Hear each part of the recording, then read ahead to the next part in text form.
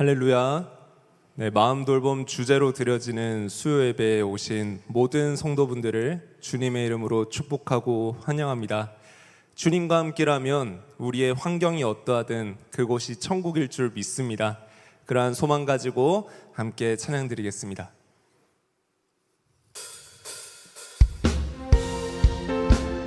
네, 함께 손뼉 치시며 그 하늘나라의 그 기쁨의 소망을 가지고 함께 찬양 드리겠습니다. 내 영혼이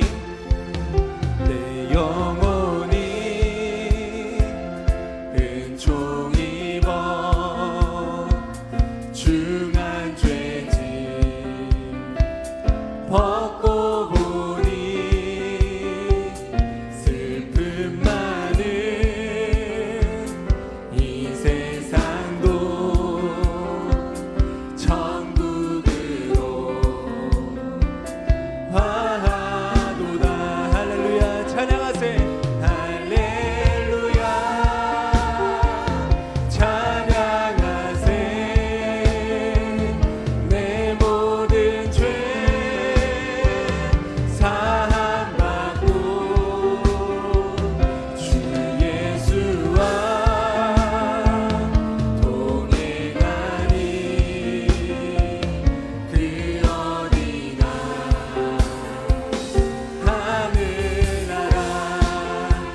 찬양 함께 드리겠습니다.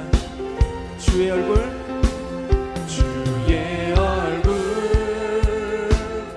뵙기 전에 멀리 뵈던 하늘나라 내 맘속에 이루어지리 날로 3절 찬양 드립시다. 높은 산이 거친 들이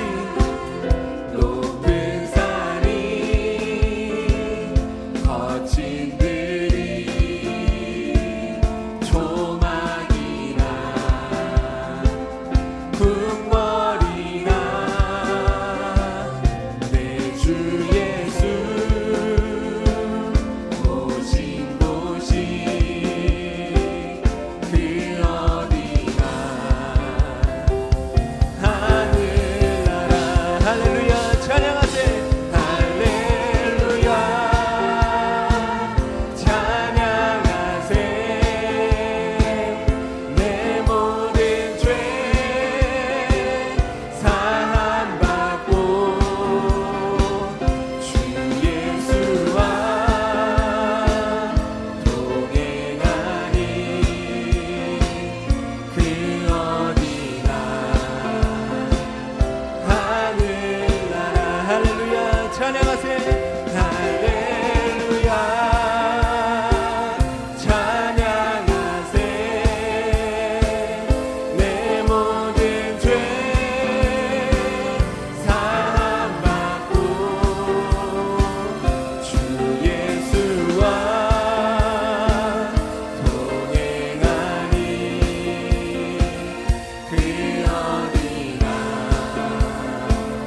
하늘나라 주 예수와 동행하니 주 예수와 동행하니 그 어디나 우리 다시 한번 고백하겠습니다. 주 예수와 동행하니 주 예수와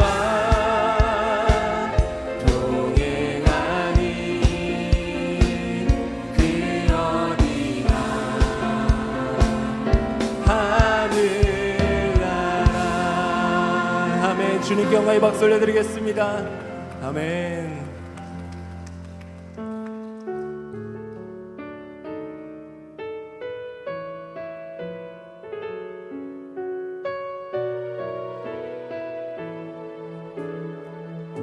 나의 영혼이 잠잠히 나의 영혼이 잠잠히 하나님만 바라며 나의 구원이 그에게서 나는 도다. 나의 영혼아 잠잠히, 나의 영혼아 잠잠히 하나님만 바라라. 나의 소망이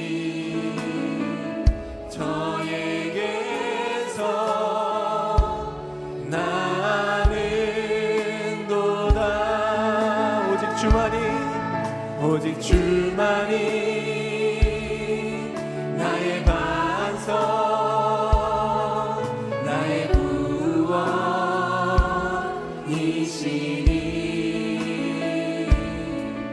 오직 주만이 나의 산성, 내가 요동치 아니하리.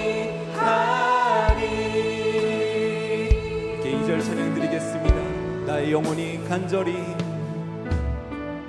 나의 영혼이 간절히 여호와를 갈망하며 나의 입술이 여호와를 찬양하리. 나의 영혼이 즐거이, 나의 영혼이 즐거이 여호와를 따르리니. 나의 평생에 여호와를 송축합니다. 나의 평생에 여호와를 송축하리. 오직 주만이, 오직 주만이 나의 반석, 나의 구원이시니. 오직 주만이 나의 산성, 내가 요동치 아니하리. 오직 주만이, 오직 주만이 나의 반석, 나의 구원이시니. 오직 주만이 나의 산성, 내가 요동치 아니. 우리 두 손 높이 들고 함께 찬양드리겠습니다. 오직 주만이, 오직 주만이 나의 반석, 나의 구원이시니.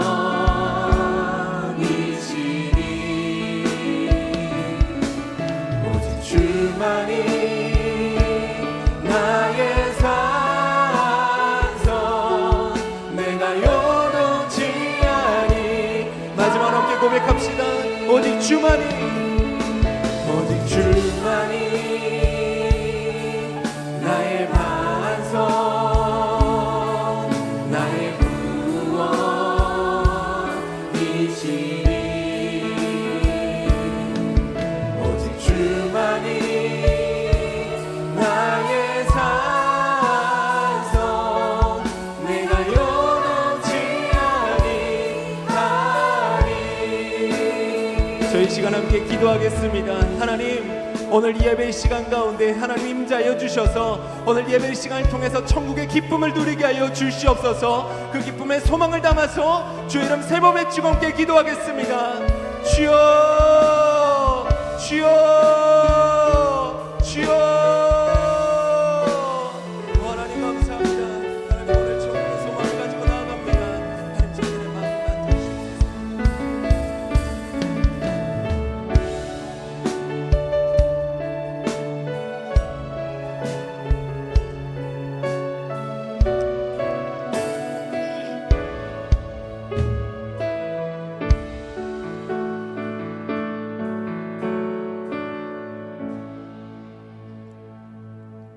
하나님 아버지, 오늘도 우리에게 새 숨결을 불어넣으시고 주님을 바라보며 하루를 시작하는 우리에게 주의 인자하심을 보여주시고 창조주 하나님의 손길을 경험하는 이 시간이 될 수 있도록 은혜 내려 주옵소서.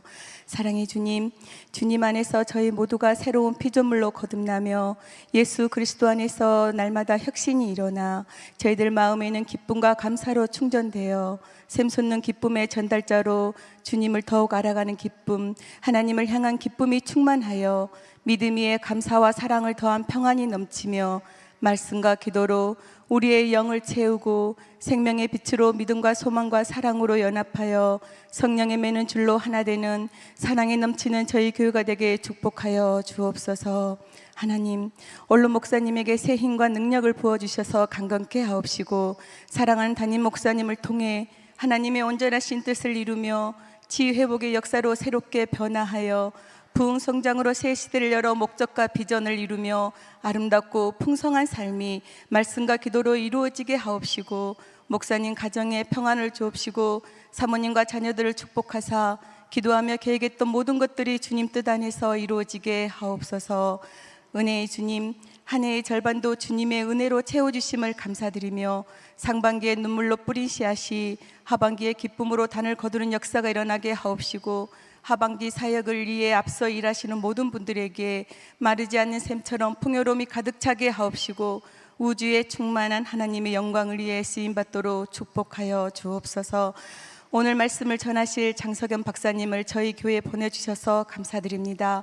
장석연 박사님을 평안케 하시고 우울과 불안에 대처하는 마음을 다루는 법과 우리 안에 울고 있던 과거의 상처와 아픔들이 치유가 되며 마음의 근육과 회복의 탄력성이 생기게 하셔서 우리 마음밭에 좋은 씨앗을 심고 아름다운 삶으로 살아갈 수 있도록 은혜 베풀어 주옵소서.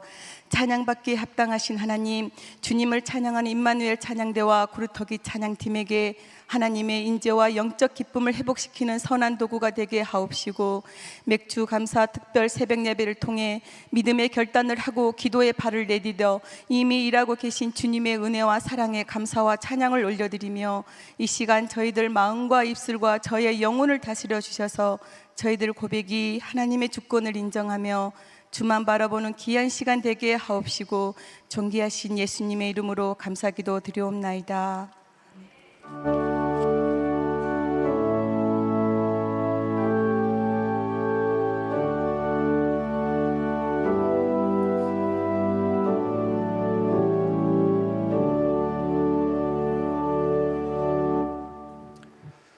네, 오늘 우리에게 주신 하나님 말씀은 마가복음 1장 40절에서 45절 말씀입니다. 제가 봉독하겠습니다. 한 나병 환자가 예수께 와서 꿇어 엎드려 간구하여 이르되 원하시면 저를 깨끗하게 하실 수 있나이다.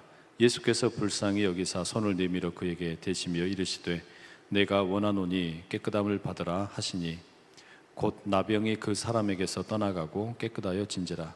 곧 보내시며 엄히 경고하사 이르시되 삼가 아무에게 아무 말도 하지 말고 가서 네 몸을 제사장에게 보이고 네가 깨끗하게 되었으니 모세가 명한 것을 들여 그들에게 입증하라 하셨더라.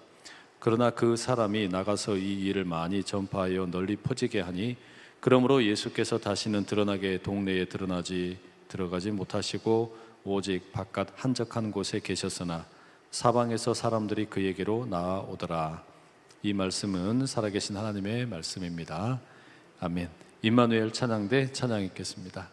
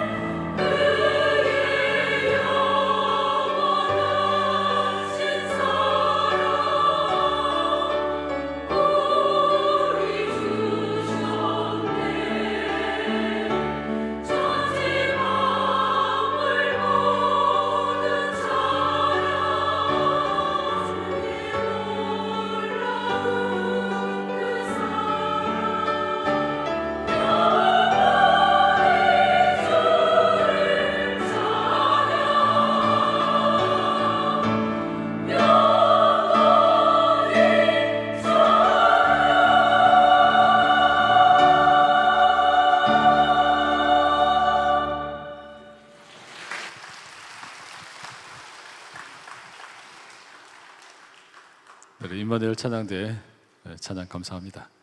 또 우리 그루터기 찬양팀 여기 계시는군요. 귀한 찬양 감사합니다. 우리 다시 한번 하나님께 영광의 박수 올려드리고요. 몇 가지 광고를 좀 미리 드리겠습니다. 저희가 지금 특세 진행을 하고 있는데 목요일, 금요일 그리고 금요일 브릿지 50까지 이렇게 이제 함께 하게 됩니다. 이 하반기 새로 시작을 하면서 또 기도로 힘을 얻는 그런 시간 되시면 좋겠고요. 아울러 7월 첫 번째 주일이 이제 다가오는데 주일날 그 주보에 보시면 아주 중요한 그 공고가 나가게 됩니다. 하반기에 있게 될 항존직 선거 공고 내용이 있어요. 그러니까 꼭 잘 읽어보시면 좋겠고, 장로, 안수집사, 권사 저희가 이제 선거를 하게 되는데요. 이번에는 이제 그 1차 선거가 없습니다.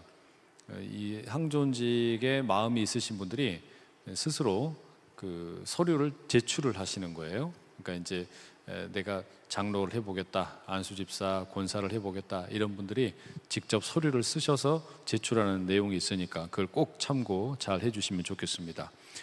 이제 오늘부터 4주 동안 우리가 마음 돌봄이라는 주제로 수요일 날 이 오전에 함께 하게 되는데 오늘이 이제 첫 번째 시간입니다. 다음 주에는 강남 GEM 아동가족상담센터 소장으로 섬기시는 류경숙 박사님이 오시는데요. 기질과 성격 사이 좋은 환경으로서의 부모 역할, 이런 제목을 함께 저희가 나누게 되고, 이제 오늘 첫 번째 이 시간을 함께 해주실 분은 장석연 박사님이십니다. 아까 예배 전에 잠깐 뵀더니 그 루터교에서 또 안수를 받으셨더라고요. 목사님이셔요. 현재는 그로우 마인드 심리상담연구소 소장으로 섬기고 계시고요. 오늘 주제는 마음 다루기, 우울과 불안에 대처하기, 이런 제목으로 함께 또 좋은 내용 함께 나눠주실 거라 생각이 듭니다. 나오실 때 큰 박수 부탁드립니다.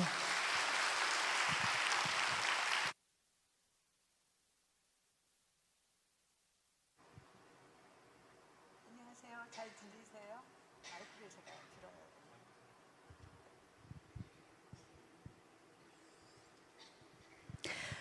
반갑습니다. 오늘 저같이 부족한 사람을 이렇게 아름다운 교회에 불러주시고 또 마음 돌봄이라는 그 4주 특별 그 기획에 저희가 첫 번째 순서로 제가 마음 다루기라는 제목으로 여러분을 만나 뵙게 돼서 너무너무 영광입니다. 네, 제가 안산은 옛날에 조금 왔다 갔다 했습니다. 제가 주로 하는 사역이 다문화 외국인들을 상담으로 돌보는 사역을 하고 있기 때문에 안산을 굉장히 여러 번 다녔었는데 요즘 조금 제가 새로운 또 사업을 계약하느라고 요즘 조금 시간이 없어서 자주 못 왔는데 오늘 또 이렇게 안산으로 불러주셔서 제가 신나게 운전해서 왔습니다. 반갑습니다. 오늘 제가 다루고자 하는 내용은 우리가 우울과 불안이 요즘 굉장히 많습니다. 특히 불안과 우울의 그 증가하는 속도가 굉장히 빠르고 주변에 심심찮게 많은 분들이 그런 정신건강의 문제로 어려움을 겪고 있는 분들을 많이 보고요. 그래서 정부도 이번에 7월 1일부터 마음투자 전국민 마음투자 사업이라고 그래가지고 우리 그 정신건강에 어려움이 있는 분들을 국가가 바우처를 발급해서 정신과와 상담, 무료 상담을 심리 상담을 8회까지 받을 수 있는 그런 사업을 진행하고 있습니다. 그래서 7월 1일부터 그러니까 그저께부터 시작한 사업이거든요. 그래서 사실은 이 강의가 여러분들에게 우리의 마음 건강을 좀 살펴보고 또 내가 어떤 도움이 필요한지도 좀 보고 또 기본적으로 내가 내 마음을 좀 더 건강하게 잘 돌볼 수 있는 그런 기회가 됐으면 좋겠습니다. 우리가 마음이라는 말을 많이 쓰죠. 근데 사람마다 마음에 대한 정의가 조금 다를 수 있는데 마음이라는 것은 단순히 그냥 내 마음 이렇게 우리가 얘기하지만 사실은 우리의 생각과 또 감정 또 우리 기억과 그 다음에 우리의 어떤 의지까지 포함해는 굉장히 포괄적인 개념입니다. 그래서 우리가 이 마음을 어떻게 먹느냐가 우리가 이 세상을 어떻게 바라보고 어떻게 살아가는가에 굉장히 중요한 역할을 합니다. 그래서 우리가 마음을 좀 이해하면서 또 우울과 불안을 이해했으면 좋겠습니다. 그래서 아까 얘기했듯이 그런 다양한 구성 요소 안에 특별히 우리가 가지고 있는 감정이 우리의 마음에 굉장히 큰 역할을 합니다. 그래서 감정을 우리가 또 잘 이해해야 되죠. 그래서 감정에 대한 책들도 굉장히 요즘 많이 나와 있습니다. 그래서 우리가 감정이 사실은 자연 속으로 우리 마음속에 생겨나는 현상이거든요. 뭐 우리가 기분 나쁘다, 혹은 슬프다, 혹은 뭐 화가 난다, 이런 감정들을 여러분이 많이 느끼실 텐데, 혹시 그 감정을 내가 느끼겠다고 마음먹은 사람 있을까요? 없죠. 감정은 생리적 현상이에요. 그래서 이 감정은 우리가 원하든 원치 않든 우리의 그 마음속에 일어나는 거고, 이 감정이 우리의 생각에 영향을 받고 또 우리의 행동과 우리의 어떤 영적인 상태까지도 영향을 미친다는 의미에서 감정을 잘 다루는 것은 정말 중요합니다. 그래서 감정이 굉장히 여러 가지 좋은 역할을 해요. 우리가 불안하거나 혹은 슬프거나 이런 것들이 우리가 위기 상황에서 우리를 보호할 수 있는 방어 체계를, 우리를 어떻게 대응할지를 가르쳐주는 좋은 신호죠. 그래서 감정을 인식하는 것은 우리를 보호하는 데 꼭 필요한 요소입니다. 그리고 우리가 감정을 제대로, 내 감정이 어떤지를 이해해야 다른 사람한테 소통을 할 때 굉장히 정확하게 내 마음을 전달할 수 있어요. 우리가 감정도 레이어가 있습니다. 그래서 우리가 어떤 화나다, 짜증난다, 속상하다 이런 거는 위에 있는 감정이에요. 우리의 감정의 밑에 있는 감정은 사실은 우리가 핵심 감정이라고 부르는 것들이거든요. 근데 그 핵심 감정은 그 위에 있는 감정을 불러일으키는 내 내면 안에 결핍된 것들에서 오는 감정이에요. 그래서 우리가 핵심 감정의 가장 대표적인 것은 사랑받지 못하는 데서 오는 그런 슬픔, 혹은 절망감, 혹은 무기력감, 내가 뭔가 해결할 수 없는 것 같은 무기력감, 이런 것들이 사실은 핵심감. 물론 행복이라든지 감사함이라든지 이런 긍정적인 감정도 있지만, 사실은 우리가 기억하는 많은 감정들은 부정적인 감정들을 훨씬 더 우리가 잘 기억하고 있습니다. 그래서 우리가 감정을 잘 이해하고 긍정적인 감정을 잘 사용하면 그것이 우리에게 동기부여도 되고, 그리고 또 우리가 좀 더 원하는 삶을 사는 목표를 향해서 가는데 굉장히 중요한 역할을 합니다. 자, 그다음에 감정을 우리가 부정적 감정과 다음 슬라이드 조금 열어주시면은 감정을 잘 이렇게 하는 것은 왜 중요하냐 하면은 우리의 생각이 사실은 감정에 영향을 미칩니다. 사람들은 그냥 짜증난다, 속상하다, 기분 나쁘다, 이런 감정만 기억하는데, 사실은 그 감정을 불러일으키는 그 밑에는 우리의 생각이라는 게 있습니다. 그 생각이라는 것은 우리가 세상을 보는 방식, 세상을 보는 관점, 그 다음에 우리가 우리 자신을 보고 이해하는 관점, 그리고 타자를, 다른 사람들을 바라보는 방식, 이런 것들이 다 어렸을 때부터 차곡차곡 실타래처럼 엮여서 올라와서 우리의 감정에 영향을 미치는 거거든요. 그래서 생각이라는 것은 굉장히 중요한 우리의 삶을 지탱하는 중요한 요소입니다. 그래서 우리가 긍정적 사고를 하게 되면 그것이 우리로 하여금 긍정적 감정을 불러일으키게 되니까 우리의 삶과 영적 세계가 훨씬 더 확장되고 건강하게 될 수 있지만, 부정적 사고를 할 수 있죠. 우리가 부정적 사고를 하는 것이 다 나쁜 것은 아닌데, 늘 부정적 사고로 하는 사람들은 굉장히 비관적이고 세상에 대해서, 세상을 보는 관점과 나 자신을 생각하는 관점, 나는 적절하지 못해, 나는 잘할 수 없어, 혹은 나는 사랑받기에는 너무 부족한 사람이야, 이런 다양한 생각들이 우리로 하여금 부정적인 감정을 불러일으키는 거거든요. 그래서 스트레스가 증가하거나 혹은 이런 여러 가지 문제, 우리 삶에 있어서 도전들이 있잖아요. 살다 보면 좋은 일만 있는 게 아니라 힘든 상황들이 생기는데, 그런 상황에서 우리가 계속 부정적인 생각을 하게 되면 이제 정신건강적인 문제를 불러일으키게 되는 거죠. 그래서 우리가 부정적인 생각을 하게 되는 가장 큰 원인이 사실은 스트레스예요. 세상에 스트레스 없이 사는 사람이 없죠. 여기 우리 성도님들 굉장히 이렇게 열심히 이렇게 수요일에도 와서 이렇게 예배 참석하고 또 주일에도 봉사하고 뭐 그 외에 많은 다양한 교회 일들을 하고 또 세상에 나가서는 또 일을 하시고, 이 두 가지를 다 하시다 보면 아무리 좋은 의도로 시작한 일도 스트레스가 생길 수밖에 없죠. 그죠? 하다못해 저도 옛날에 그 주일학교 전도사를 오래 했었는데, 아이들에게 어떻게 하면 내가 좋은 메시지를 전할까 하고 계속 일주일 내내 고민하고 스트레스를 받았던 기억이 있습니다. 그래서 이게 우리가 스트레스에는, 모든 일상생활에는 우리가 스트레스를 받게 되고요.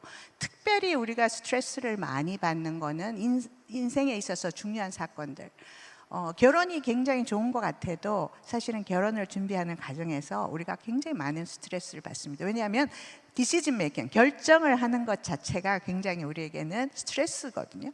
혹은 뭐 이사를 가거나 새로운 직장을 구하거나, 하다못해 뭐 이렇게 교회에서 새로운 변화가 있어서 구역이 바뀌거나 뭐 이런 것들이 다 우리에게 스트레스 요인으로 다가옵니다. 그래서 스트레스를 잘 관리하는 것이 정말 중요한데, 만약에 우리가 스트레스를 잘 관리하지 못하면 신체적으로 일단 증상이 옵니다. 그래서 두통이 있거나 피로하거나 뭐 수면 장애가 굉장히 심합니다. 내가 스트레스 때문에 뭔가 이렇게 해소가 되지 않는 상태에서 잠을 들면 깊은 잠을 자지 못하고, 근데 수면이 제대로 관리가 되지 않으면 우리의 그 부정적인 감정들은 자면서 다 이렇게 우리 뇌가 쓸데없는 건 다 이렇게 버리고 지우고, 그다음에 정말 필요한 거는 장기 기억으로 이렇게 보내고 하는 그 역할을 우리가 수면 중에 하게 됩니다. 근데 수면을 제대로 깊은 잠을 못 자면은 그런 과정들이 제대로 일어나지 않기 때문에 계속 부정적인 생각과 감정들이 축적돼 있는 거죠. 그러면은 그것이 이제 정신 건강에 영향을 미치고, 그다음에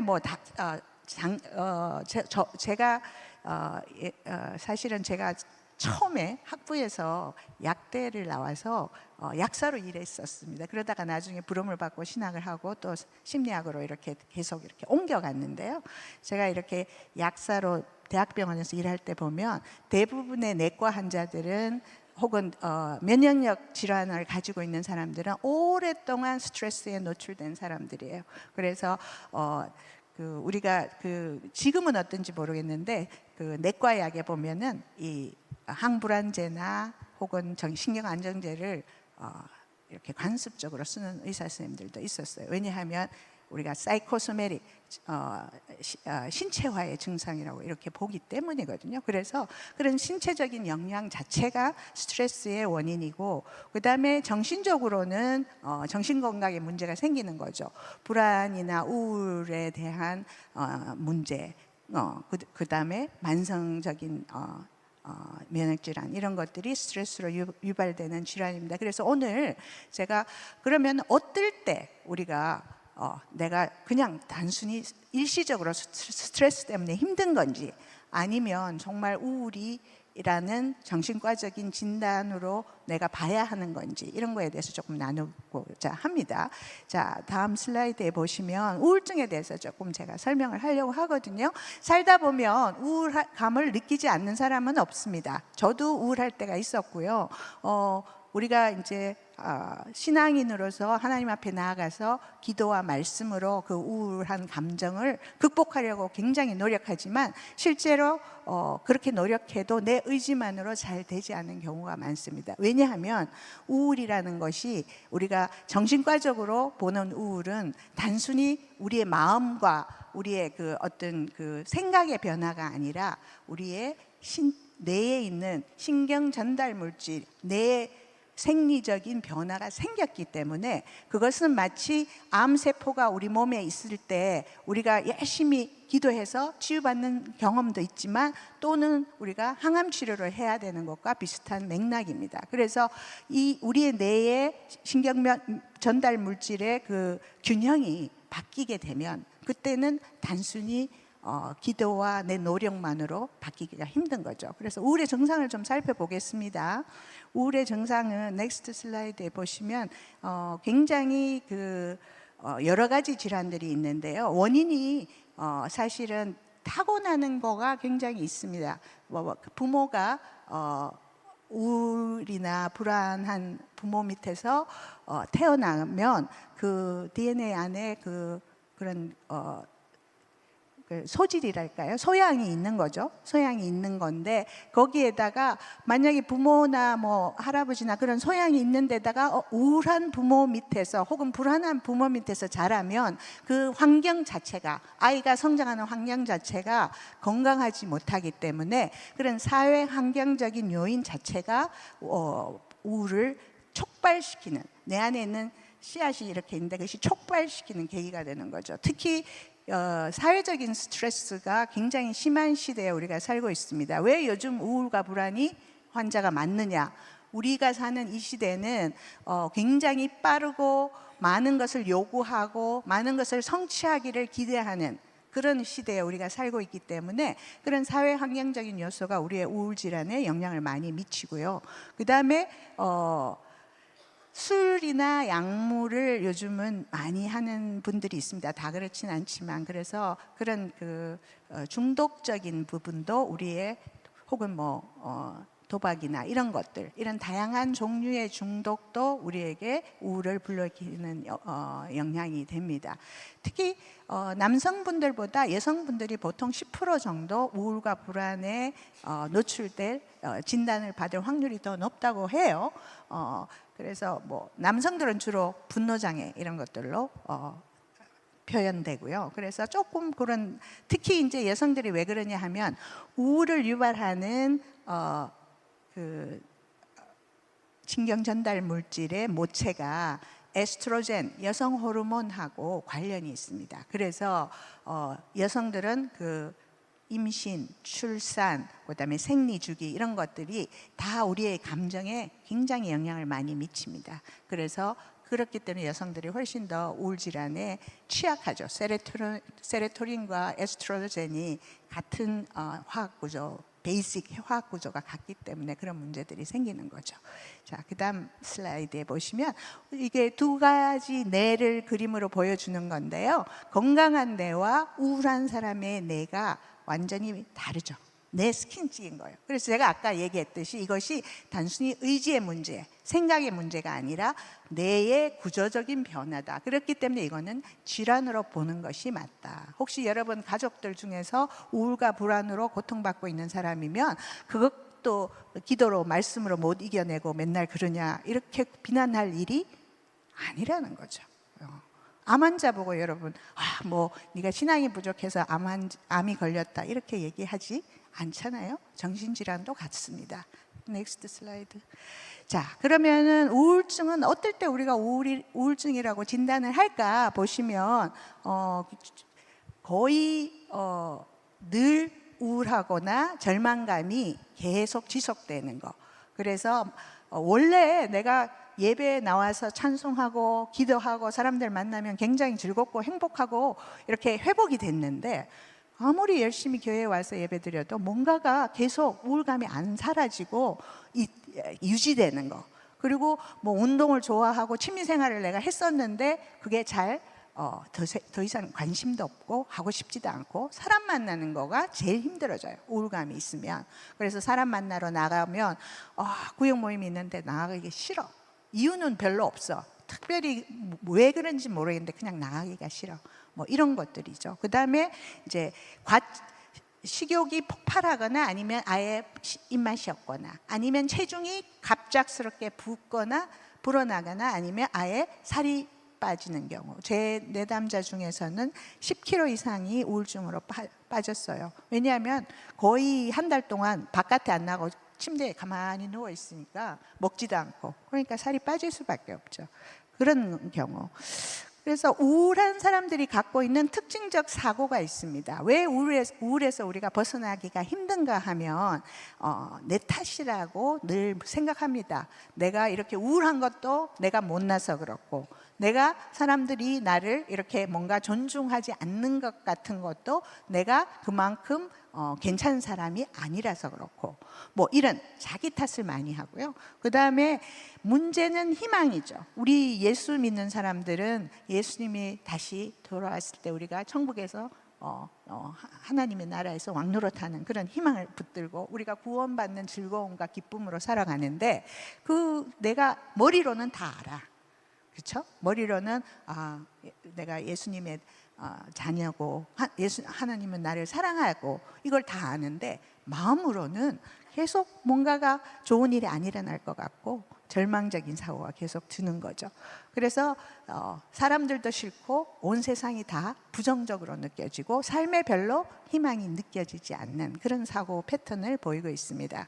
그래서 우울감은 사실은 누구나 느낄 수 있는 감정인데, 우울증이 되려면은 이 증상이 아까 말한 그런 증상들이 최소한 2주 이상 계속 지속될 때, 그러니까 스스로 자기 진단을 해보면 좋겠죠. 내가 가끔씩 우울할 때는 있지만 뭐 나는 금방 틀고 일어나, 그러면은 우울증이라고 얘기하기는 어렵지만, 내가 2주 이상 계속되고 최소한 이것이 회복되지 않는다고 느낄 때, 그리고 그 나의 우울감 때문에 내가 반드시 해야 할 일들을 제대로 못할 때, 직장도 나가기 싫고, 그 다음에 뭐 학교도, 학생들 같은 경우는 학교를 가야 되는데 학교를 안 가고 그냥 학교 빼먹는 경우 굉장히 많아요. 요즘 집에서 학교 안 가는 아이들 때문에 부모님들이 너무 힘들어 하시는데, 그런 청소년들이 굉장히 많습니다.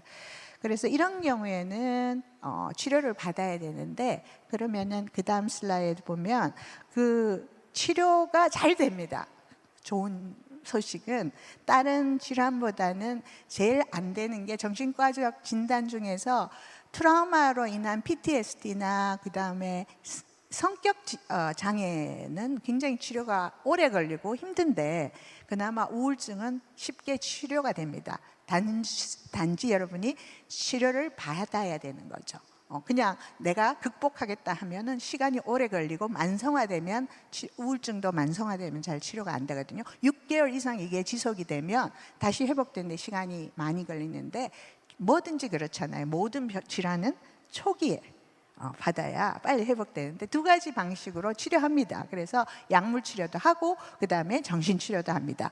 둘 중에 하나만 하면 안 돼? 이렇게 물어보시는 분이 있는데, 만약에 그 정신과적으로 우울증이라고 진단을 받으면 두 개를 같이 하는 것이 가장 빨리 회복된다는 많은 연구들이 있습니다. 그래서 정신과 약물을 먹으면서 그 다음에 정신치료를 같이 하고, 또 운동을 같이 또 거기다 곁들여서 하면은 굉장히 한 1, 2개월 만에 회복되는 경우도 저는 많이 봤거든요. 제가 상담을 오래 했기 때문에. 자, 다음 슬라이드 보시면은, 그러면은 사람들이 왜 약 안 먹으려고 그럴까? 정신과 약을 내가 왜 먹어? 난 미치지도 않았는데? 이렇게 생각하시는 분들이 굉장히 많습니다. 그렇지만 실제로 우울증 약은 가장 안전한 약물 중에 하나입니다.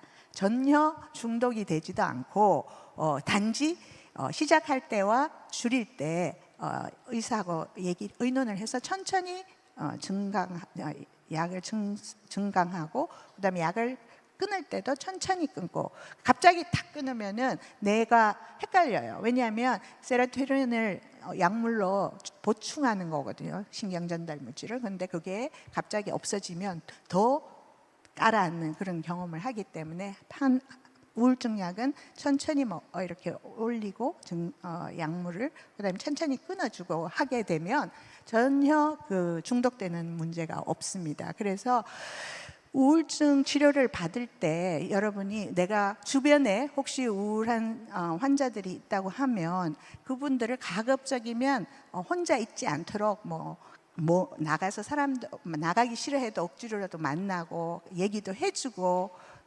그렇게 도와주는 게 좋고요. 그다음에 술을 마시면 술은 마실 때는 좀 기분이 업돼요. 그래서 많은 우울증 환자들이 술을 마십니다. 그렇지만 술은 사실은 우울하게 만드는 약물이에요. 근본적으로는. 그래서 그 다음날 일어나면 굉장히 우울해지거든요.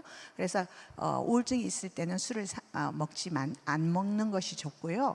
그 다음에 이제 우울감이 있을 때는 우리가 인생에 있어서 여러 가지 결혼이라든가 뭐 집을 산다든가 직장을 옮긴다든가 이런 중요한 결정은 하지 않는 것이 좋습니다. 왜냐하면 우리의 생각 자체가 굉장히 부정적으로 있기 때문에 좋은 결정을 하기가 힘듭니다. 그리고 이제 제일 중요한 거는 어떤 문제들이 생겼을 때 특히 우울하기 때문에 자기를 자책하는 경우가 많은데 주변 사람들이 특히 자책을 이렇게 막 너가 집에만 있으니까 이렇지 하고 이렇게 뭔가 부정적인 평가를 하면 스스로도 더 자책하는 경우가 많기 때문에 스스로도 안 하고 주변 사람들도 자책하지 않도록 도와주고 이런 것이 중요하고요.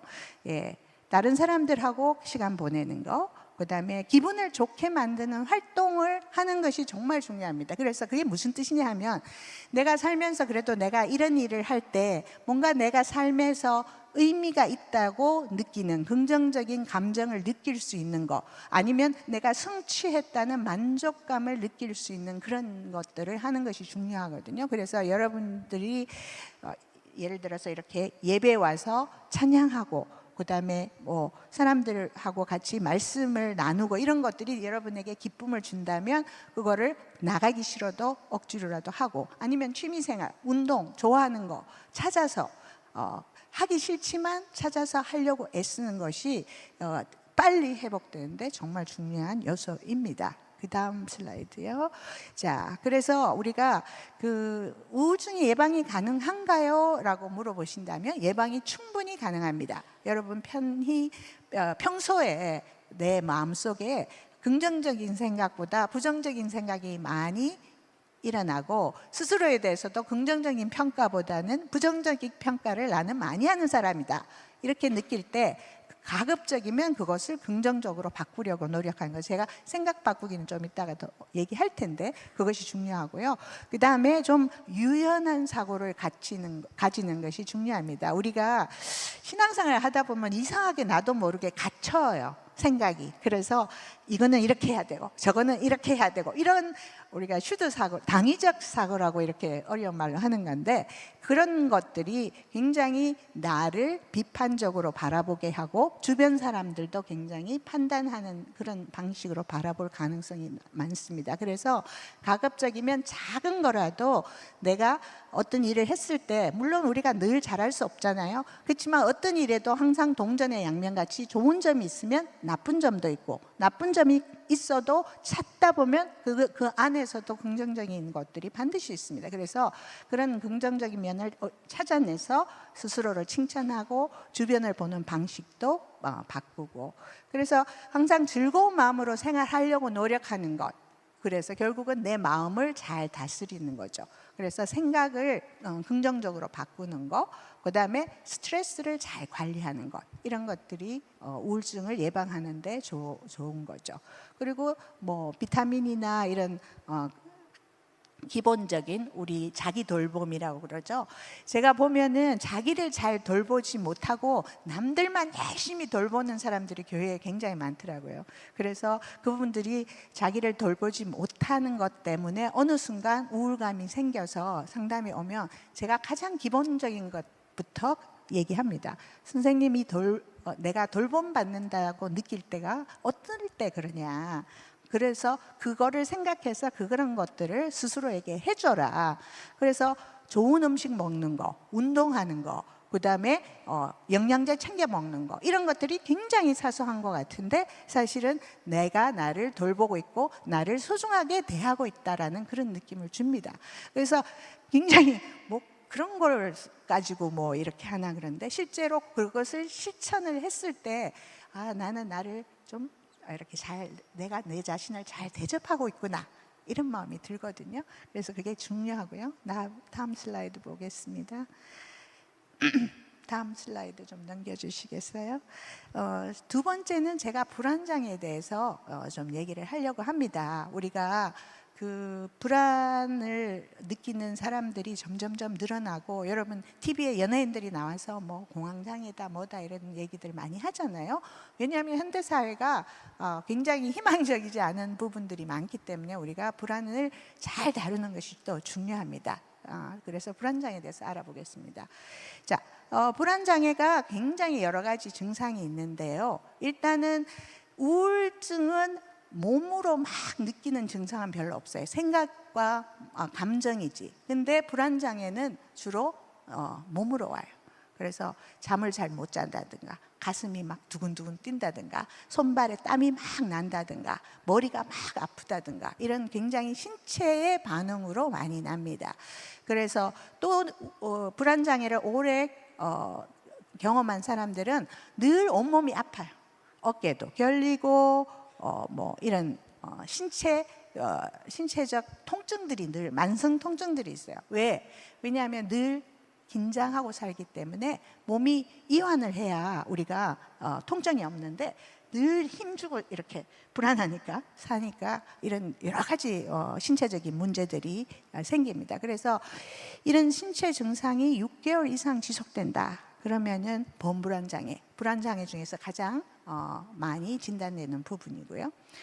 그래서 우리가 이제 불안과 걱정은 우리의 미래를 준비하는데 도움이 되는 부분이 분명히 있습니다. 그렇지만 그것이 늘 만성적으로 걱정할 때 그것이 우리의 정신건강에 미치는 영향이 굉장히 많습니다. 그래서 사실은 불안을 없앨 수는 없죠. 우리의 삶의 한 부분이지만 얼마나 우리가 자주 걱정을 하고 막 안절부절하는지, 그리고 그 강도가 얼마나 되느냐에 따라서 건강한 불안인지 건강하지 않은 불안인지 우리가 볼 수 있습니다. 자, 불안장애에 대해서 그 다음 슬라이드 좀 넘겨주시면 굉장히 다양한 종류가 있습니다. 우울증은 그냥 몇 가지 안 돼요. 근데 불안장애는 굉장히 다양한 유형들로 나타납니다. 그래서 공황장애 여러분 많이 들어보셨죠? 연예인들이 공황장애, 정말 저는 공황장애 환자들을 많이 보는데 죽을 것 같아요. 그 순간에는 자기가 별로 뭐 특별히 하는 것도 없는데 제일 무서운 게 자다가 공황 발작이 일어나는 거. 그래가지고 숨도 안 쉬어지고 가슴은 뛰고 머리도 아프고 뭔가 이렇게 어지럽기도 하고, 뭐 사람마다 신체적 반응이 다르기는 한데 어쨌든 그런 다양한 증상들 때문에 사람이 많은 데를 가는 거가 두렵거나, 아니면 이렇게 막혀진 데 있죠. 자기가 이렇게 답답한데 그런데 가는 것도 힘들어하고. 그래서 제 아시는 분은 교회 오면 항상 저 끝자리 문 옆에 앉아 빨리 나갈 수 있게, 공황 발작이 일어나면. 그래서 이런 여러 가지 문제가 있고요. 그 다음에 이제 뭐 강박장애 같은 것도 불안장애에서 이 정신과 질환 그 책에는 따로 빼져 있지만, 요즘 그 강박장애들도 그 기본 그 감정의 베이스는 불안입니다. 그래서 손을 막 여러 번 씻는다든가, 아니면 막 그 불을 껐는지 안 껐는지 강박적으로 확인한다든가, 아니면 다 정신정돈이 돼야 마음이 편하다든가, 강박적으로 청소하시는 분들, 그런 분들이 이제 강박장애고요. 그 다음에 이제 뭐 외상후 스트레스 장애도 불안장애 중에 하나입니다. 제가 이 안산에 올 때마다 늘 그 세월호 사건이 기억이 나는데, 저도 세월호 사건 때 그 텐트에 가서 상담하는 그런 봉사도 했었는데요. 우리가 이런 트라우마를 경험하게 되면 늘 세상이 안전하다고 느끼지 않기 때문에 긴장하면서 삽니다. 그래서 그게 이제 정도에 따라서 어떤 사람들은 그냥 내가 즐거운 일이 있으면 잊어버리고 그냥 또 사는데, 만성적으로 늘 뭔가 안 좋은 일이 일어날 것 같은 불안감에 사로잡혀 있는 것들, 그리고 그 옛날의 트라우마가 다시 리트리 다시 이렇게 머릿속으로 침습적 사고라 하는데 내가 생각하고 싶지 않은데도 자꾸 그 생각이 지나가면서 마음이 불안하거나 어렵거나 이런 것들이 바로 외상 후 스트레스 장애입니다. 그래서 이런 것들. 그다음 이제 불안 장애가 아까 얘기한 범불안 장애. 매사에 불안한 거예요. 늘 걱정하고 고민하고 혹시 제 내담자 중에 한 분은 굉장히 잘 나가는 대기업에 다니는데도 아버지를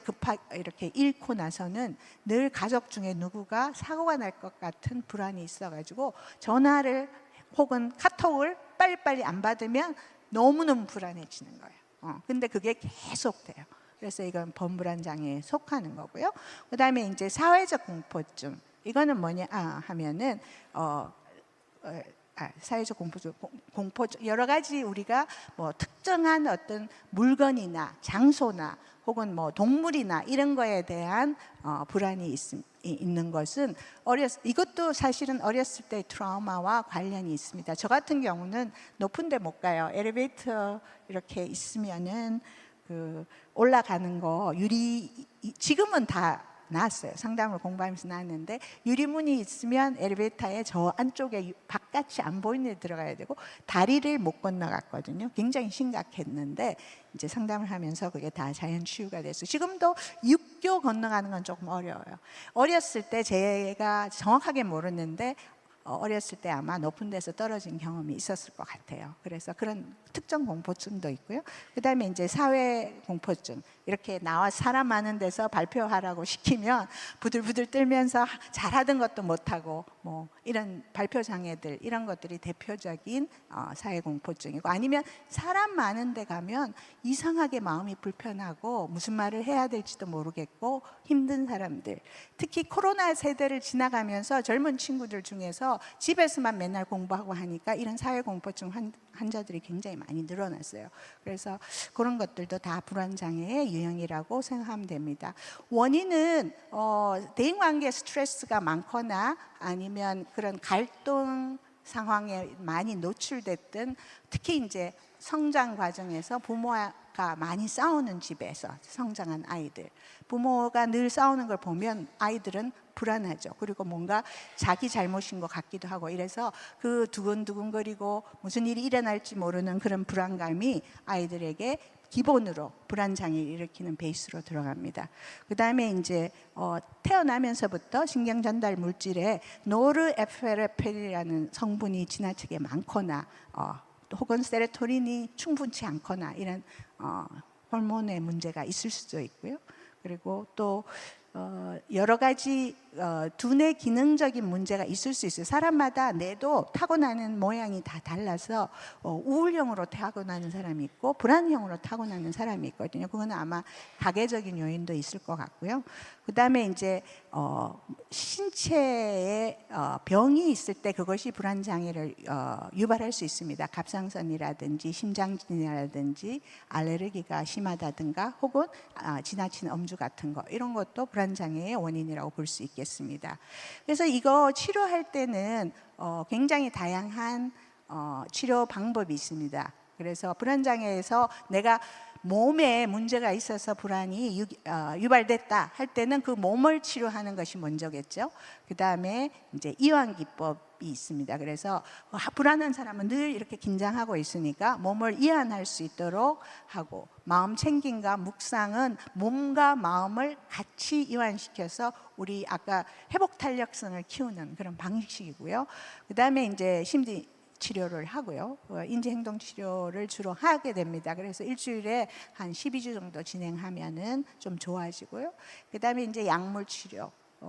아까 우울할 때 항우울제를 보통 처방을 하는데 불안 장애도 첫 번째 약은 불안제가 아니라 항우울제를 우선적으로 처방합니다. 제가 항우울제는 가장 안전한 약이라 그랬죠. 그래서 불안한 사람도 항우울제를 처방을 받고요.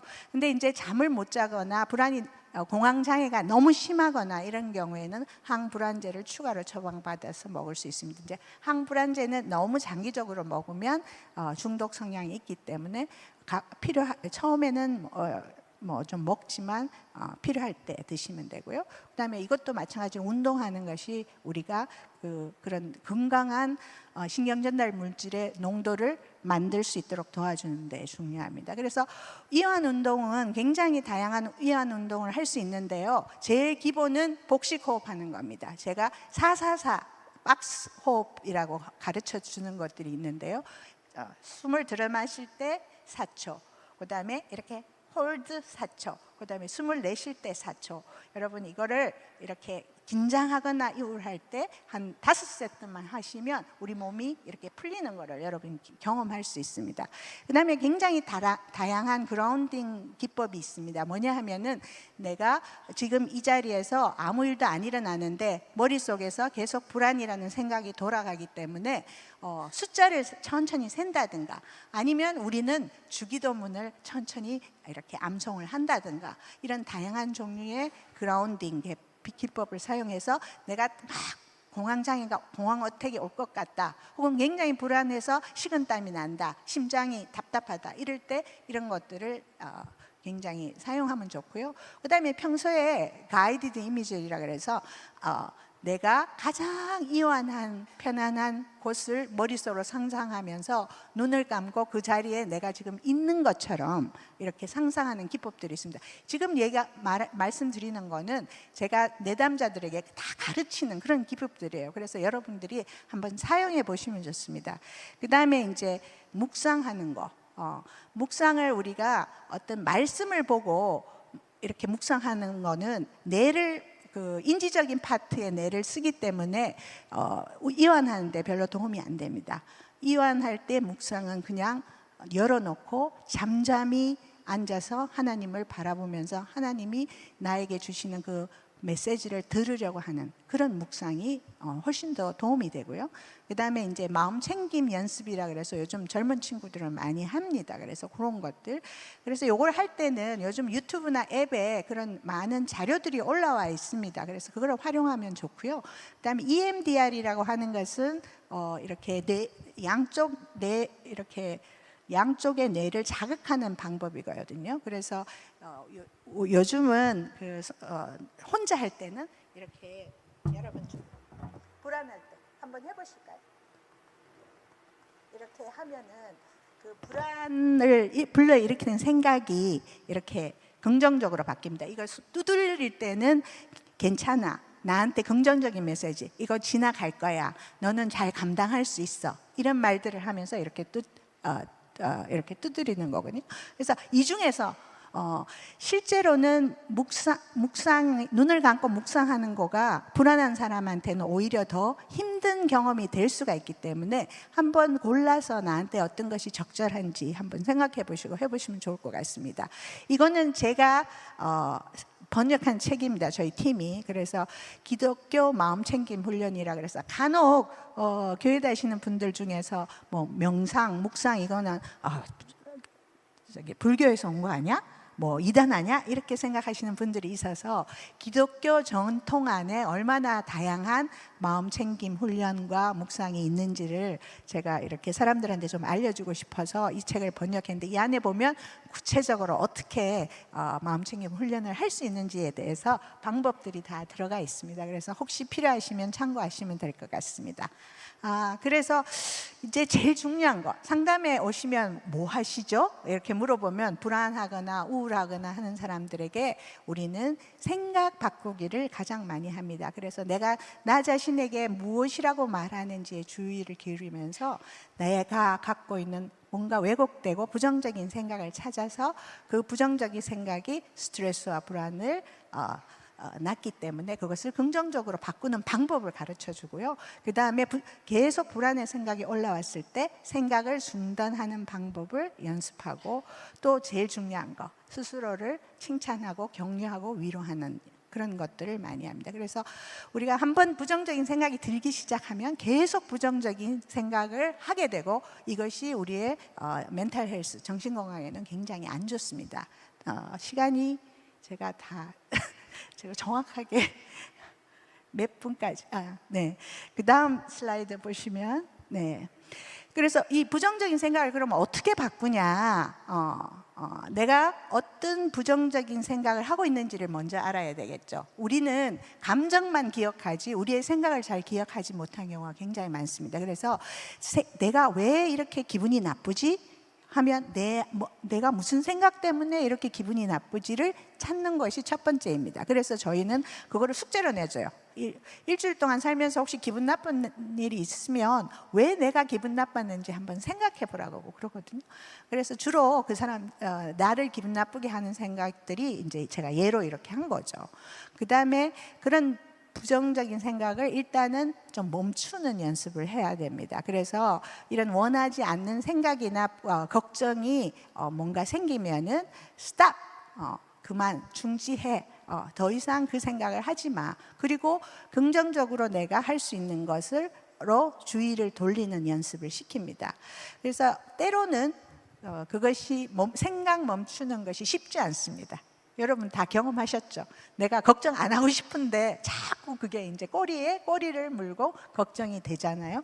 그럴 때 이제 쓰는 기법들은 이렇게 고무줄, 이렇게 고무줄 팔찌 같은 거 많이 있잖아요. 그걸로 탁 튕기면 그것이 내가 더 이상 걱정하지 말라는 신호구나, 이런 거 도움이 되고요. 그 다음에 그래도 생각이 계속 부정적인 생각이 있으면 얼음을 손에 쥐고, 이렇게 얼음 쥐고 있으면 어때요? 통증이 생기잖아요. 그것에 집중하느라고 이 생각을, 부정적인 생각을 잊어버립니다. 특히 이제 자해 사고가 많은 아이들한테 저희가 이런 거 가르쳐요. 이렇게 걷거나 뭐 혹은 자살 사고 이런 거 있을 때, 그럴 때는 얼음을 손에 쥐고 있거나 이 온도를 체인지하는 것이 우리 몸의 온도를 체인지하는 것이 우리의 생각을 바꾸는데 굉장히 과학적으로 도움이 된다고 합니다. 그 다음에 이제 손톱으로 이렇게 꽉 누르거나 이렇게 찌르면은 흉터가 생기지만 내 몸을 이렇게 쭉 이렇게 꾹꾹 눌러주면은 이완도 되고, 손톱으로 꾹꾹 눌러주면 그것에 집중하느라고 우리의 부정적인 생각을 바꿀 수 있습니다. 제일 중요한 거, 우리가 영성적으로 우리의 불안과 우울을 하나님께 맡기는 과정이죠. 혹시라도 내가 요즘 하나님과 관계에 좀 어려움이 있고 하나님이 나한테 관심 없는 것 같아. 내가 열심히 교회 나오는데 하나님은 내 기도도 안 들어주는 것 같고 뭔가 이렇게 좀 관계가 소원한 것 같은 느낌이 들었을 때 하나님의 관계를 회복하는 것, 그것이 우리의 영적 성장의 과정이거든요. 사실은 모든 영적 성장은 이렇게 되는 법은 없습니다. 다 영적 성장은 올라갔다가 또 약간 내려갔다가 또 올라갔다가, 그런 암흑의 영적 어두움의 밤을 지나야 제대로 된 하나님을 내가 개인적으로 만날 수 있다고 많은 영성가들은 그렇게 얘기하고 있습니다. 그래서 그런 과정을 내가 가고 있구나라고 긍정적으로 보는 것이 좋고요. 그 다음에 남을 도와주는 것이, 우리가 이거는 이렇게 그러니까 정말 내가 안 받아도 될 만큼만 도와주시면 좋을 것 같습니다. 기대하는 거 하나도 없이 내가 정말 기쁘게 도와줄 수 있는 만큼만 도와주면 참 좋을 것 같고요. 그 다음에 매일 이렇게 막 뭐를 생각하면서 기도하지 말고 그냥 비워놓고, 내 마음을 비워놓고 하나님께서 나에게 어떤 말씀을 하시는지 묵상의 시간을 갖는, 센터링 프레이어라고 저희가 말하는 것인데요. 그런 묵상의 시간을 갖는 거. 그 다음에 요즘 가장 파퓰러한 게 감사일기 쓰는 거. 여러분 혹시라도 내가 힘들고 부정적인 생각이 많으면 그 와중에 내가 감사할 게 뭐가 있는지 매일매일 감사일기를 한번 써보세요. 그것이 여러분을 긍정적으로 생각하는데 굉장히 도움이 되고요. 그 다음에 내가 하나님을 사랑하고 하나님이 나를 사랑한다는 그 믿음이 있을 때 그것을 어떻게 세상 밖으로 나가서 실천하고 실제로 그 믿음을 내 삶으로 옮겨서 보여줄 건지, 교회 안에서 우리가 서로 사랑하고 돌보고 섬기는 것도 중요하지만 또 우리 교회 밖에 있는 많은 영혼들을 향해서 우리가 나아가는 것, 이런 것들이 정말 중요하다고 생각합니다. 자, 아까 말한 그런 것들, 식사가 우리의 삶에 굉장히 중요한 영향을 미칩니다. 우리가 몸이 건강하지 않으면 마음이 건강할 수 없고 마음이 건강하지 않으면 영혼이 건강할 수 없습니다. 그래서 늘 내 몸을 잘 챙겨주는 거 중요하고요. 그 다음 운동하는 거, 나한테 맞는 운동을 지속적으로 하는 것이 중요하고요. 그 다음 관계에서 마음을 잘 다루셔야 됩니다. 제가 성도님들을 많이 상담하고 목사님들도 상담하고 선교사님들도 상담하는데 가장 스트레스 받는 것이 관계적인 부분이에요. 그래서 여러분, 관계는 우리한테 꼭 필요합니다. 인간은 하나님이 우리를 만드실 때 관계 속에서 만드셨습니다. 하나님이 인간을 창조하신 이유가 우리와 관계하고 싶은 욕구 때문에 만드셨거든요.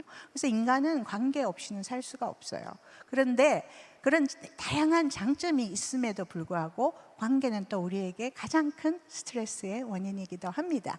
그래서 우리가 그 다음 슬라이드에 제가 어떻게 우리가 대인관계에서 잘 마음을 다룰까 생각해 보면, 먼저 이해와 공감을 하려고 노력하는 것. 상대방의 입장에서 한 번 더 뭔가 기분 나쁘게 저 사람이 행동했어. 그러면 저 사람이 나를 무시하나 봐, 왜 저렇게 행동하지가 아니라, 저 사람은 왜 지금 저런 행동을 할 수밖에 없었을까를 생각해 보는 것이 나의 자존감을 지키는 가장 좋은 방법입니다. 그래서 그 사람이 저 사람이 요즘 뭐 좀 사업이 어려운가 보다, 그래서 짜증이 나 있어서 나한테 이렇게, 우리가 투사를 인간은 많이 합니다.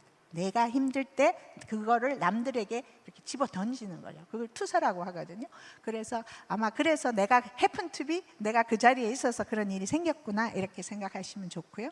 그래서 자신의 그리고 그런 남을 공감하는 거는 어디서 시작하냐 하면, 내가 내 마음을 얼마나 잘 아는 데서 시작합니다. 그래서 내가 어떤 생각과 감정이 있는지를 잘 인식하고, 내가 지나치게 상대방의 말에 예민하게 반응하거나 분노로 반응하거나, 나의 소통하는 방식, 나의 반응하는 방식이 어떤지를 이해하고 그것을 잘 조절할 수 있도록 현명하게, 부부관계든 뭐 성도들과의 관계든 자녀들과의 관계든 내가 어떻게 상대방의 말에 반응하는가를 인식하고 그거를 긍정적으로 바꾸는 것이 중요하고요.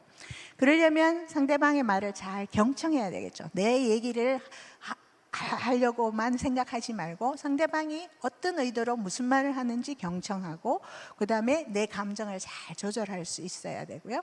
그 다음에 늘 사람들 대할 때 저 사람은 저래서 싫고 저 사람은 이렇게 이래서 마음에 안 들고, 이런 태도보다는 저 사람은 이런 점이 좋아 보이고, 저 사람은 참 저런 장점이 있고, 저 사람은 이런 재미있는 점이 있고, 이런 식으로 좀 긍정적으로 보려고 하는 태도를 잘 스스로에게, 그게 마음대로 되지 않죠. 그렇지만 내가 그런 경향성이 있다면 그거를 의도적으로 이거 나한테 별로 도움이 안 되고 대인관계에서도 도움이 안 되니까 내가 좀 바꾸려고 하는 그런 마음을 갖는 것이 중요할 것 같습니다.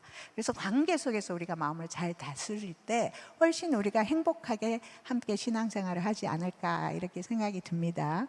넥스트 슬라이드, 다음 슬라이드 보시면 혹시 질문? 여기는 지금 질문할 그런 상황은 아닌 것 같고요. 혹시 개인적으로 질문 있으시면 저한테 연락 주시면 좋고요. 마지막 슬라이드 부탁드립니다. 저는 늘 우리의 마음이 건강해야 우리가 신앙생활도 건강하게 잘 할 수 있다고 생각을 합니다. 그래서 마음과 영성은 같이 가야 되는데, 제가 목회를 하다가 목회 상담 심리학을 공부하게 된 가장 큰 요인이, 왜 이렇게 성도님들이 행복하지가 않지? 이렇게 열심히 교회에 와서 봉사하고 또 하나님을 위해서 사는데 행복한 분들도 있기는 하는데 힘든 분들이 많이 있어서 그게 뭘까 생각해 보니까 그분의 마음들이 힘들어서 그렇다는 것을 깨닫고, 그러면 내가 그것을 좀 도와주는 어떤 일을 해야 되겠다, 이런 생각이 들어서 사실은 심리학으로 전공을 바꿔서 지금은 심리상담사로 일하고 있습니다. 그래서 여러분, 영성과 마음이 잘 균형을 맞추면서 가면 훨씬 더 행복하게 즐겁게 이 교회 신앙 공동체에 하나님이 기뻐하시는 그런 환경을, 그런 삶을 살 수 있지 않을까 생각합니다. 잠시 기도하겠습니다. 사랑의 주님, 오늘 귀한 안산제일교회 성도님들과 함께 우리의 치유자로 오신 그 예수님의 은혜에 의지하여 우리가 마음을 다스리는 법에 대해서 함께 고민할 수 있는 시간을 허락해 주셔서 감사합니다. 바라옵기는 우리 안산제일교회 성도님들 한 분 한 분마다 자신의 마음을 돌아보고 또 잘 다스리고 관리하여서 건강하고 행복한 신앙생활을 하는 가운데 이 성전이 주님의 사랑과 치유를 온전히 경험할 수 있는 아름다운 교회로 나날이 성장할 수 있기를 간절히 기도드립니다. 이 가운데 혹시 우울과 불안 혹은 다른 여러 가지 관계의 어려움으로 힘들어하시는 성도분들이 계신다면 지금 이 시간 주님의 치유하시는 능력이 그들의 심령 깊은 곳까지 임하사 평강과 회복의 은혜를 허락하여 주시옵소서. 그리하여 우리 성도 한 사람 한 사람이 상처받은 치유자로서 이 땅에 상처받은 이들을 돌보는 귀한 사역을 감당하는 아름다운 교회가 될 수 있기를 간구하며 이 모든 것 살아계신 예수 그리스도 이름 받들어 간절히 기도드렸사옵나이다. 감사합니다.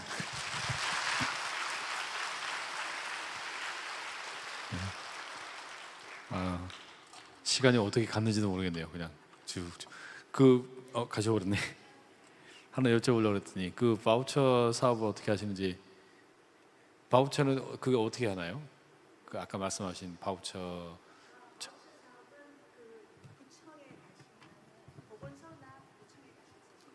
거기서 신청할 수 있어요? 예.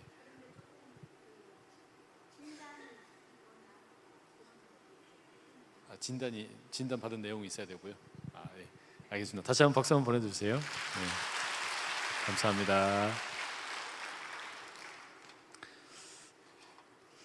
혹시 필요하시면 그 구청이나 어디 이렇게 받으시고 여기 우리 상담센터에 있잖아요. 많이 이용하셔도 좋을 것 같아요. 그 아무 문제가 없다는 거 아시겠죠? 네. 토닥토닥도 잘 해주시고 한번 해보세요. 토닥토닥도 해주시고. 네, 감사합니다. 첫 번째 시간인데 앞으로도 기대가 되시죠? 네, 좋은 시간이 되리라 생각이 듭니다. 찬송가 410장 함께 찬양하겠습니다.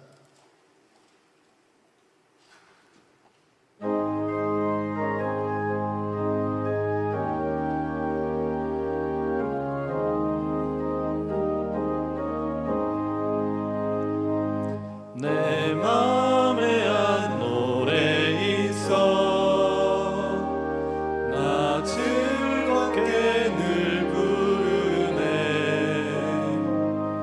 이 노래를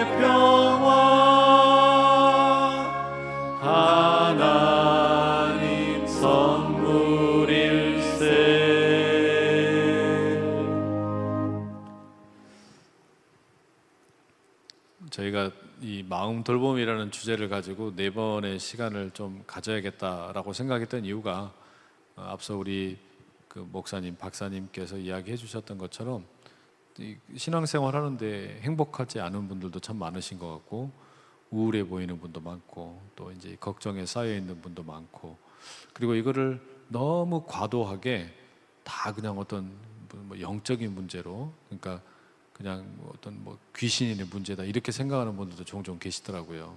그러니까 우리가 작은 의료적인 도움을 받아도, 그러니까 정신과적인 치료를 조금만 받아도 훨씬 안정적으로 신앙생활도 할 수 있고 일상생활도 할 수 있는데, 그런 거를 너무 이렇게 좀 멀리 느끼시는 것 같아서 그런 게 조금 안타까워서 이런 4번의 시간을 갖게 되었는데, 사실 이제 이런 시간은 아주 개론적인 이야기들이죠. 이제 나를 점검해 보는 시간이다라고 생각을 하시면 좋겠고, 이후에 이제 필요하시다면 가까운 상담센터, 우리 브릿지 상담센터에 가셔도 좋고, 또 구청에서 뭐 그렇게 할 수 있다 그러니까 바우처 사업도 이렇게 한번 이용을 해보셔도 좋지 않을까라는 생각이 들어요.